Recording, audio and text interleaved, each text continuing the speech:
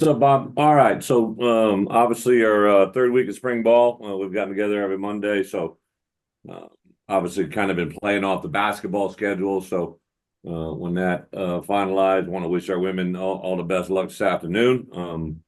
I drive by Shauna's house every day, get excited for her, and obviously, all that the women have been able to accomplish, stay alive in postseason play, be awesome today. Obviously, on a few sad notes, I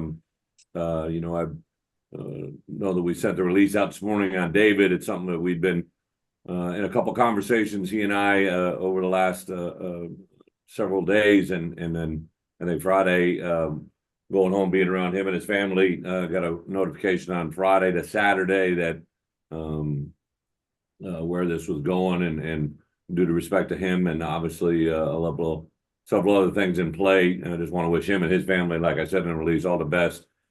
Not great timing for us, but obviously something unfortunately I've had a little bit of experience with. I always tell our coaches when I met with them this morning to inform them and kind of our plan moving forward through 16 years. Had to do this on a couple different occasions, been involved in situations similar. The one that I made reference to already back with our players or with our coaches. I haven't met with our players yet, just when Ben Miller had his health issue. At that time, that was in early January, February. Kind of didn't know exactly where it was going, didn't know the time frame. Obviously, Ben's been able to come out of this thing full go and been positive. This one, I don't have the afforded luxury. I just needed to have a movement forward, to have a plan. The next 3 weeks of spring ball, we're going to handle everything within our staff. I'm not going to bring anybody in as a new coach over the next 3 weeks. Just not time to do all that. I'll really take the last part of April and May. My phone's already been blowing up all over the place this morning. So focus on our team, our roster, our staff, get through these next 3 weeks. Going to be able to handle this no problem here in the building with a couple guys on our current staff that will be able to do that. Some of my former players. I got two former players on the defense side of the ball that have been analysts or GAs that have done a lot of coaching for me. We'll kind of absorb those responsibilities as it may play out, and then not outlawing the possible return of David in the future as well. If it was later on, possibly something as an analyst or anything like that, but just thinking of him. And then obviously Bret notified me this morning. I didn't have the privilege or honor to coach Vontae, but competed against him. And obviously some news coming out of there that give heart's prayers out to his family and all that goes into it. I know he's very close, very loved player here at the University of Illinois, and knew several people that crossed his path on the NFL level. So saddened by that. But as we all know, as this Illinois family, as we stay here going into our fourth year, we grow closer and closer to our fan base. And I understand the feelings from a lot of them, and also just people here in the building that were around him, people around our program. So difficult day in a couple of different regards. So with that, I'll turn on to a little more upbeat. It is going into our third week. Got 2 really good weeks. Got 6 practices in. We have 9 remaining. Obviously, one with the spring game. Really, the next 3 weeks will go every Tuesday, Thursday, Saturday. Our Saturdays will be an emphasis on a bigger practice. A lot of them will be all scrimmages. NCAA allows us to have 3 scrimmages. We haven't used an entire practice scrimmage yet, so we have 3 the next 3 Saturdays where that would be available. Have moved some guys around. I know you guys haven't seen this on the practice field in the last couple of practices, but have had a couple guys within our position groups try new roles, new experiences, new opportunities. Have some guys go up the depth chart and experiencing some new roles. So really excited where they are. I thought offensively we continued to grow last week, especially at the quarterback. I think Luke has continued to grow. Donovan Leary, extremely pleased with where he's at and what he's been able to do. A couple guys, Kirk Lamichau, Trey Petty, and Mikal Swanson have some positive things going on. I think our 2 running backs that are healthy, without a doubt. I think Aiden Lawfrey and Josh McCray really been impressive in the wide receiver room to continue to evolve in development of Pat Bryant, but also Malik Elzy. Ashton Hollins had his best week here at the tight end room. Tanner Arkin and really a couple guys, Cole Russ, Griffin Moore, all those guys really stepping up. So O-line has been a lot of different guys rolling through. Defensively, we're a little bit banged up, especially at the inside linebacker room, but some of our new players, I think Dennis Briggs has really shown and flashed. Daniel Brown on the edge, as well as our number of guys already in the outside linebacker room with Gabe and Seth and Alec have been very impressive. And then in the back end, some emergence of some of the new players. Chase Canada got back out there, and then the development of Caleb Patterson, Zach Toby on the back end has been really impressive. So, and in special teams, I would say David Alano and Lane Hansen have really set themselves apart and doing some good things in the specialty room as well. So with that, I'll open up with questions and move forward. Hey, Bret, just to clear it up, is Kevin Richardson that's stepping in, or who's stepping in to help you out? You know what, Jeremy, I actually have had some conversations with, Aaron and Kevin, but also a guy that I, whether, he hasn't worked there. Grant Morgan is a guy that we were trying to get involved in the safety room. So I think there's going to be a little bit of that as well. What we did is, even when I hired David back in January, David, I, and Aaron sat down and we had been meeting as a group. Aaron had really led that entire group. And then when we went out on the field, David and Aaron had kind of either combined or split up offensively, or the safeties and corners. So Aaron's going to tackle that whole room like he has been. And then he will if we use Kevin in that capacity, Kevin is an off the field assistant right now as an analyst. I would be able to activate him and put him into a role to be coaching on the field, but he would really just kind of be another defensive GA position and at this spot and see exactly where it goes. I like the fact that Aaron will literally truly be hands-on to all of that right now. And then I know I'll be able to come up with a plan post spring for us to move into the fall.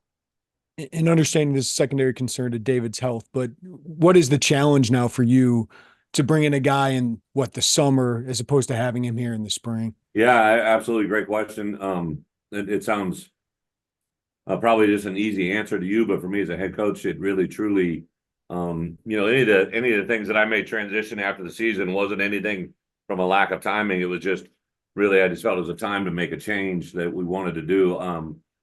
Even just the people that have reached out to me this morning since the formal announcement, it's just blown away to how many good coaches that I know or that I'm familiar with, that people that are familiar with me that reached out right away. So I really don't have a set plan just because this is all so new, right? I just really been formulating over the last week to 2 weeks and just to kind of have an understanding where I wanted to go. I'm really kind of playing off where we come out the spring, to be honest.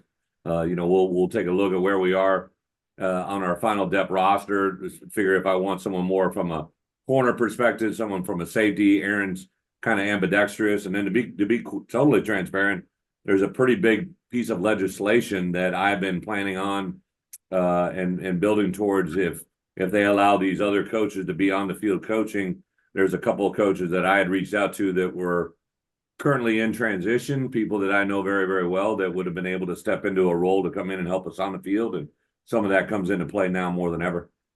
Thanks, Bret. Yeah. Hey, Coach, first of all, please pass me along my thoughts for Coach, because I appreciate it. I kind of know where he is, or not exactly where he is, but I've been there, so I totally get it. Is this something that was kind of new to you, or is this something you were, I don't want to get into details, but just kind of how much timing you do have on this whole thing or not? Yeah, I would, again, because of all the rules in play, this is a medical situation and HIPAA all that goes into it. Like I really can't speak anything more than I would say it's new, but not all that new. It's and for me, nothing really surprising me at any point in my life anymore. Unfortunately, as I've gotten older, right, and been around people and understand certain things that people go through in their world. Even when Ben's situation popped up, obviously my immediate concern was him and his family was here. The only thing that's a caveat, quite a bit different here, is David's family is down in Orlando, right? So there's just a whole different contours to that than anything else. Like with Coach Miller, and obviously it's great, he's doing well. I assume this kind of gives you a different perspective on you want to win games, all that stuff, but it kind of adds a little, hey, this is life too type thing. Do you feel like that too? I think anytime you're in our building, the element, it's not just a hashtag we use. Family means a lot to us. Right. So I think that for sure is there. There's definitely perspective, you appreciate things on a great deal and more than ever. I think as you go through it, and then just also humbled and appreciative of the time we did have here. He's had a really good impact on people in the building, players, coaches, everything from A to Z. And again, if everything would turn out well on the backside, there's a very good chance that this could come back and he'd be with us in the fall in some other capacity. I can't put 120 people or a roster, and I was afforded a little bit of time in Ben's situation because I don't have that luxury here, right? So that's probably a driving force more than anything. Thanks, Coach. Yeah.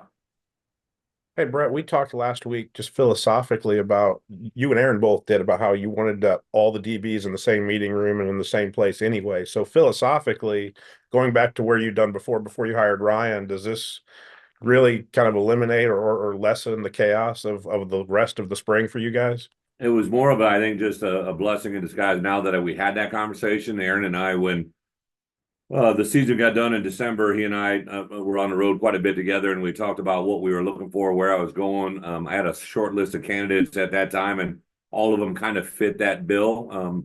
Obviously, I ultimately went with David and where it was, but we were really working a person, a figure, a coach, however you want to say it, someone to come in that would really, in my opinion, embody that, right? Because you can say all that, but sometimes it doesn't play out, and you got to have the right person in the room. So as it plays or way it stays right now, yes, it was really good. Even my conversations with Aaron this morning, just about where it was, I said, hey, the great thing is we'd already prepared for this moment, even though we didn't know what's coming, in a way that allows us to facilitate. And then really, even when there were a little bit of separation, although Kevin wasn't able to be on the field, he had been in all the meetings in there. So it was really and then for me, the room that I'm overly, I just know we got faces in there we haven't had, especially Xavier hasn't been able to go. That corner room is going to be a huge point to the next 3 weeks. And then, identifying where we are and what we need going into fall camp. So I think Aaron specifically will taper to that group more onto the field. Definitely out there in the meeting room, but more on the field than ever before. Just a quick follow-up to the two, guys you mentioned, Kevin and Grant. It's got to be also just a blessing in disguise to be able to bring two guys back that played for you, know your system, know your philosophy, know how you like to get things done. Yeah, I don't think there's any doubt about that. One of the things that I did postseason, way back, the first or second week of January, I sat down, Grant Morgan and Alex Panos, and Alex had been with us a year ago. And then on the offense side, I transitioned 2 new guys, and we had specifically talked, Dish and I, about getting those guys involved on the field. Those are 4 really good young coaches. You want to see how they work and to grow Grant and to grow Alex. And then, Kevin Richardson had left and gone and worked in FCS football, came back a year ago. And, we had, even when the position was open before, we had some conversations, but just to get a feel for where we are right now, probably the biggest moment for us in the program, and obviously dealing with our kids and making them understand the moment as well. Hey, Brett, just along those lines with your players, I know you said you haven't gotten a chance to meet with that room yet, but how do you kind of navigate them through a little bit more change coming their way since the end of last season?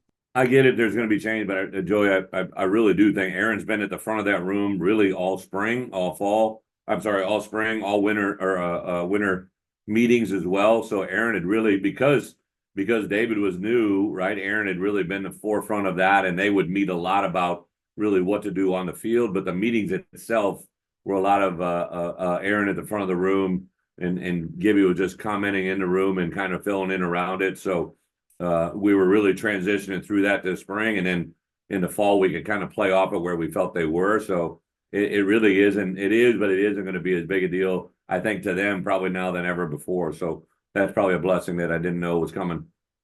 And then logistically, obviously you had a lot of candidates that first time around. A lot's changed in the coaching carousel cycle since then. Are there any guys you feel like, I'm not asking you for names, Brett, but any guys you feel like you could revisit from that first time around, and like you have maybe a rough timeline after spring ball, how quickly you want to get this thing moving? Yeah, full transparency, probably without a doubt, right? Like when I hired David, it was in that January window, but I knew it was just taking our time to process through where we were. That was probably a 2 to 3 week window of once I decided what we were going to do and what we were going to go about. But one of the things that I have benefited from in my time in this profession is one group of coaches that doesn't really coincide with college coaching is NFL coaches, and I have opened up a whole new Rolodex of people that I know and have been around that are in that world, and now that window changed considerably in February, and that's probably a window that wasn't open to me in January. That's one of the things I learned through my own transition is those two windows don't really work well together, and I think that's going to open up a few candidates. In addition to just bottom line, we have a really good job here, and the people that are reaching out. I think in today's world too, with college football, the expansion, 18 teams in the Big Ten, all the talk of the SEC and the Big Ten. Anybody that's not in those leagues, there's a lot of conversations that I've never really unprecedented in people that are reaching out to me about the job that we have, right? So, yeah, I'm not going to rush into anything. I've literally since whatever time that release went out, every time I get a text, I just forward it to one of the spots where I can copy it off and crop it off and throw it in a file and just kind of build off of that. So it's really it's been amazing, even just over the last 2 to 3 hours. Thank you, Bret. Coach, I know you weren't here, obviously, when Vontae Davis was here, but you coached against him. I think he played against the Wisconsin teams. What do you remember about him as a player? Was he a guy that you had to prepare for a little bit extra than some of the other guys? Well, for me as a coach, right, that I competed against, I just saw an incredibly talented player. Very checked all the boxes. I knew he was going to be a great, not just a college player, but in the NFL. And then I would say more than anything, the passion, the intensity, the motor that he played with, and had some really good teams around him. And then to hear people talk about him, and then really when I was in the league, to have some people that cross over with him. And all the things. Obviously, Coach Zook and I are pretty close, right? Locks. I mean, there's people here that I know very well that have been around him, and I'm sure it's a very tough day for a lot of people in the building and a lot of people out there that were with him here and during his time and in the NFL as well. Thanks, Coach.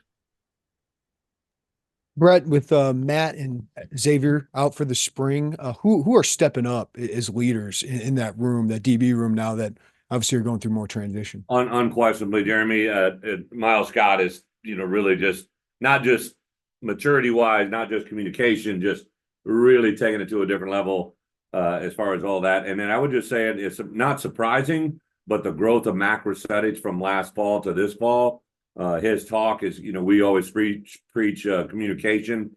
His pre-snap, post-snap communication is really, really been at a high level overall. And then I would say, 3 guys in particular, T Strain has really jumped into, we put him in the star, the nickel type role. And he's been absolutely awesome. Had a really, really good first 2 weeks here. That's been impressive. Elijah McCanto's behind him. And then at the true corner position, Caleb Patterson has really probably been a guy that stood out to me. Aaron may have a different opinion, but for me, like, he's a guy that's really been conscientious, detailed. He does everything right off the field. His academics, everything's always in order. He's a big, long, rangy safety. Zach Tobey has had a really nice spring as well. Jaheim Clark Juice has really been a nice addition as well. So really those 5 guys in particular. But I would also say Matt Bailey and Xavier Scott, I know they'd rather be out there. They've really so you guys have been around. It's like if you're a restricted or injured player, you have to wear a green jersey. And for guys that wear green jerseys because they're injured, they really don't like it, right? So we had a practice on Thursday, which we really refrained from contact. It was more of a full speed walk through ASM&M, and we did that because we could get so many guys. Kanena Odalaga, Xavier Scott, Matt Bailey on the offensive side of the ball, both the quarterbacks, Jordan Anderson and Caden Fagan.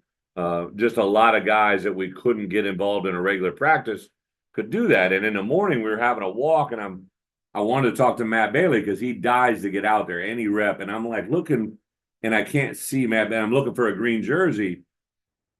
And all of a sudden, I see a white jersey over the sideline. I'm like, and Matt's got a haircut now, and I'm like, oh, there's Matt Bailey. And he should not be in a white jersey, but he had gone in and somehow finagled his way into getting himself a white jersey so he thought he could go and be a normal guy out of practice. So I quickly corrected that. But He jumps into any drill that we can let him in, and he is barking out from the sideline. He's coaching guys from the sidelines. Him and Xavier are really everything they possibly can do from that role they're in. Thanks, Bret. Yep. Brett, how do you envision this last half of spring ball compared to maybe the first 7 or 8 practices you have? Matt, the first week is limited because we're only in spiders and helmets, and then on Saturday we could go full go, but there was a coach's clinic, which is still a good practice, but we really didn't put it all out there. Last week, because of Easter weekend, we went Tuesday, Thursday, Friday, so there was a quick turnaround. So Thursday's practice was really limited. Friday was a really good live ass practice. It was a fun practice, a lot of really good things going on. But now these next 3 weeks, we really have an agenda. Even before this whole situation came up, I had known what I wanted to do. We're really concentrating for me on 3 games in particular that are up on our schedule that we played last year: Kansas, Purdue, and Northwestern. Like, we'll look at that specifically in certain situations, not just the game itself, but the situations around it.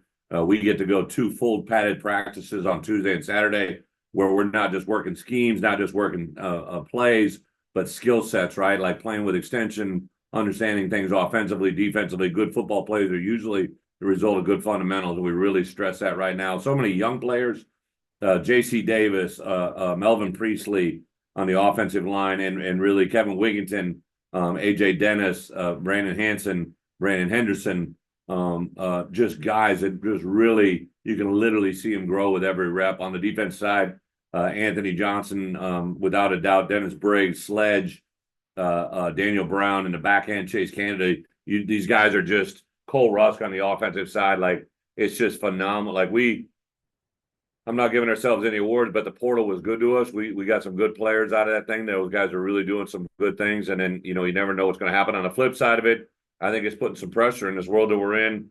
We'll move some guys around. If they're not in our 2 deep or projected to help us at a certain position, they've been here 2 to 3 years. We'll probably, put them in different positions to see what they can do and let them show something to see if they can help us, on the line of scrimmage or in a football playing role than ever before.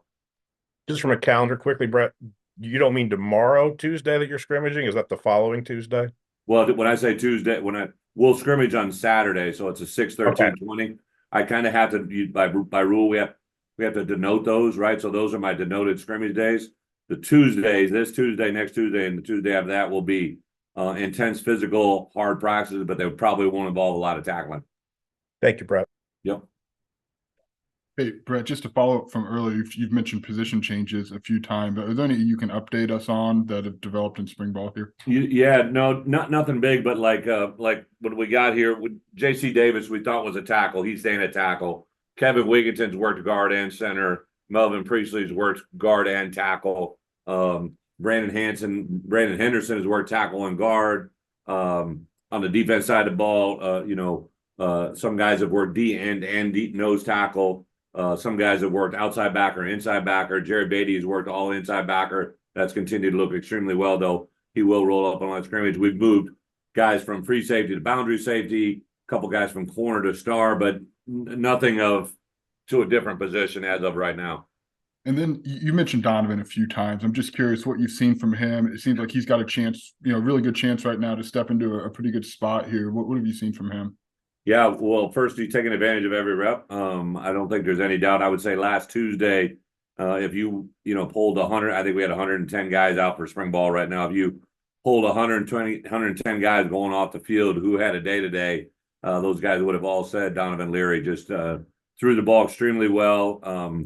Great timing, great rhythm. Him and Luke, I know, work hand in hand. I'd just love to see the report that they had. I know they're competing, right, and they're out there. And obviously Luke is been our starting quarterback, but I think Donovan is, not holding anything back. I think he's playing with an extremely different rhythm and pace, accuracy, throw, completed some deep balls that were very, very impressive, and just knowing where to go and what to do with the ball. And you can just I swear, I'm not saying he's that much bigger, but he just walks in, his chest is back, his shoulders are high, his head is up. He's very confident in what he's doing. I'm very impressed. I think, as a head coach, you've always said, like, as long as you have a starting quarterback you feel good about, but when you have, a couple quarterbacks that you feel great about, like, you're in a better situation. And he's continued to just really be super impressive. And then that next wave guys too. Kirk Lamishow has been very impressive in the opportunities he got. Trey Petty loves to compete and do what he does. Like, he's got to learn the finer details, but a very impressive guy as well. Appreciate it, Brett. Thank you. Absolutely. Appreciate it, guys. Have a good one. Thanks, guys. Thanks, Brett.